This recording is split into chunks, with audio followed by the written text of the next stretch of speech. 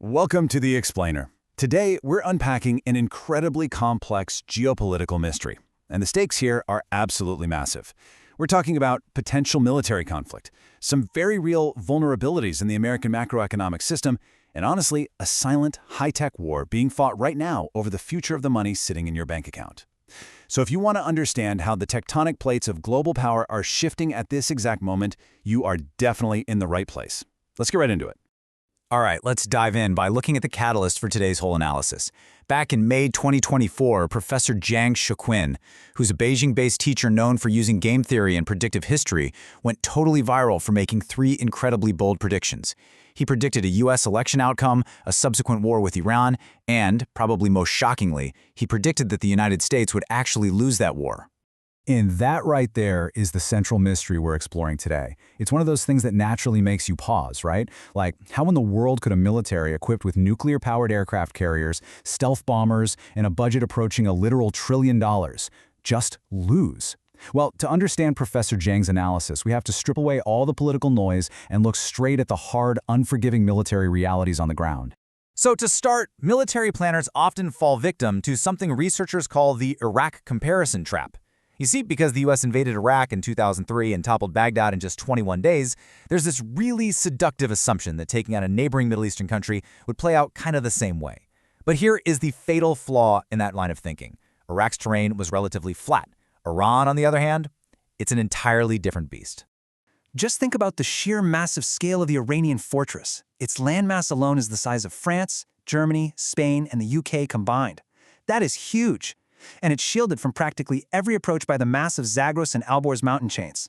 Actually, Foreign Policy magazine looked at this and concluded that this specific terrain creates defensive barriers that the American military literally hasn't faced since the brutal Pacific island-hopping campaigns of World War II. Couple that with the fact that Iran has spent the last 20 years aggressively preparing for asymmetric warfare, and you've got a formidable challenge. Then you factor in the brutal math of a war of attrition. And trust me, it's the most unforgiving kind of math there is. Think about it like this. An Iranian ballistic missile costs around $1 million to build. But the advanced interceptor the U.S. has to fire to shoot it down, that costs tens of millions of dollars every single time. This completely lopsided equation forces the U.S. to burn through deeply expensive, hard-to-replace munitions at a rate that is just completely unsustainable. And beyond the purely financial cost, there's a massive geographic cost at play here, known as the Pacific trade-off. You know, the U.S. military is structured to fight one major war while deterring another. But the reality is, every single battalion, every ship, and every Patriot missile battery deployed to the Persian Gulf is a highly valuable asset that is now completely unavailable for the Indo-Pacific region. So a ground war in Iran basically transforms a military diversion into a massive strategic vacancy, essentially leaving the back door wide open around Taiwan. Which brings us to the ultimate question, doesn't it? If the geography is an absolute nightmare, the math is totally bankrupting, and the Pacific is left completely vulnerable, why on earth would the U.S. ever risk this? Well, to answer that, we have to pivot away from military logistics for a second and take a hard look at the underlying economic lifeline of the American empire. It really all comes down to the petrodollar system. Established back in the 1970s, this is the global practice of pricing the world's most vital commodity, which is oil, of course, exclusively in U.S. dollars. Because every single nation needs oil, it means every nation inherently needs dollars. And what exactly happens to all those dollars? Well, Gulf states take that immense wealth and recycle it straight back into American assets. It's essentially the invisible engine that keeps U.S. markets dominant on the global stage. And that continuous recycling is absolutely vital when you consider this next staggering number. $39 trillion. That is the current U.S. national debt. It's a completely astronomical figure, I know, but the thing is, it functions. But it only functions as long as the rest of the world continues to reliably buy U.S. treasuries and assets to fund it. So the crucial takeaway here is that a conflict with Iran isn't just some regional territorial dispute. It's a direct threat to the very core of American economic stability.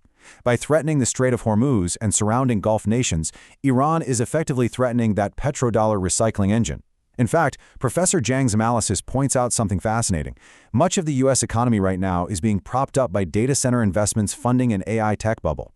If the Gulf states stop recycling those petrodollars, well, that tech bubble is at serious risk of bursting. And if that happens, it takes the broader economy down with it. But, okay, let's look at the other side of the coin.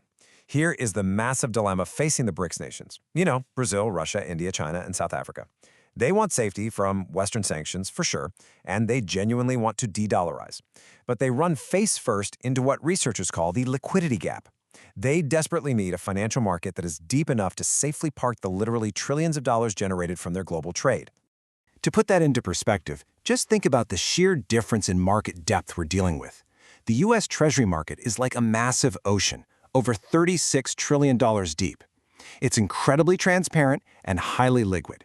By comparison, China's domestic panda bond market, which is their local corporate and government debt market, is kind of like a puddle. Even if a nation wants to ditch the dollar and sell its oil for Chinese renminbi, they just can't park all those profits in China without risking capital controls or wild market swings. So, paradoxically, to find a safe harbor for all that cash, they often just end up buying U.S. treasuries anyway. It's a massive structural trap. But make no mistake, adversaries are heavily incentivized to build a workaround. Take this massive figure, for example, a $400 billion China-Iran strategic accord. We're talking about a 25-year partnership where China builds out critical infrastructure and 5G networks in Iran, and in exchange, they get a heavily discounted, steady supply of Iranian oil. And here's the kicker. This deal heavily relies on barter systems and renminbi settlement. This allows them to completely bypass the US dollar network altogether. All of this creates a totally fascinating new geopolitical condition that researchers are now calling hollow hegemony. It describes this weird situation where the US dollar remains incredibly strong in its overall value, but its actual day-to-day transactional usage across specific vital trade corridors, like that China-Iran-Russia axis, is rapidly declining. So the shell looks completely unbreakable from the outside, but the core inside, it's hollowing out. Now, to truly bypass the dollar, you don't just need a new currency. You actually need completely new pipes. Right now, we are witnessing a historic clash between legacy financial plumbing, which is the Western-controlled SWIFT system relying on American correspondent banks that act like mandatory toll booths for global finance, and emerging sovereign digital plumbing. We're talking specifically about China's CIPS network and multi-nation platforms like Project Enbridge. And guys, this isn't just a clever workaround, it's practically a completely new financial internet. Project Enbridge allows for something called atomic settlement. It works a bit like this. Two nations initiate a cross-border trade. They execute a peer-to-peer transfer using central bank digital currencies, and the entire transaction is settled in a matter of seconds. The most important part? There are 0 U.S. intermediary banks involved. And 0 U.S. banks means absolutely zero exposure to American sanctions. It's a real game changer. What's really wild is how aggressive the timeline for this alternative architecture actually is. Project Enbridge launched its minimum viable product just back in mid-2024. Then, by late 2025, usage of China's CIPS system had expanded to over 1,500 institutions worldwide. And getting nervous about fiat currency volatility, central banks started massively hoarding physical gold as a sort of shock absorber, which helped drive the price up to $5,000 an ounce by 2026. What's truly terrifying for the legacy systems is just how fast this whole thing is accelerating. So, piecing all of this together, where does this actually leave us looking ahead to the near future? Well, the research outlines 3 impartial scenarios for the global economy by 2030. First, there's first among equals, where multipolar liquidity emerges and the US dollar stays on top, but it drops significantly to about a 45% reserve share. Second is the great decoupling. This would be a really harsh separation of Western and BRICS financial networks, which would cause global trade costs to absolutely surge. And finally, digital re-dollarization, where the US successfully innovates a digital dollar alongside its allies, reinforcing Western techno-hegemony. But here is the critical takeaway from Professor Zhang. In any of these scenarios, the key to survival won't just be handled at the nation-state level. It's going to rely heavily on localized community resilience and everyday citizens rapidly adopting decentralized future technologies just to weather the economic shocks. The shifting sands of power are rarely peaceful, are they? What begins as a military standoff in the impenetrable mountains of Iran is inextricably linked to the digital ledgers of central banks and the very stability of our global economy. As we potentially move away from a unipolar world governed by one currency, we really have to ask ourselves, what is the ultimate cost to global stability during this massive transition? Because at the end of the day, the fallout won't just hit central banks, it's going to hit our local communities.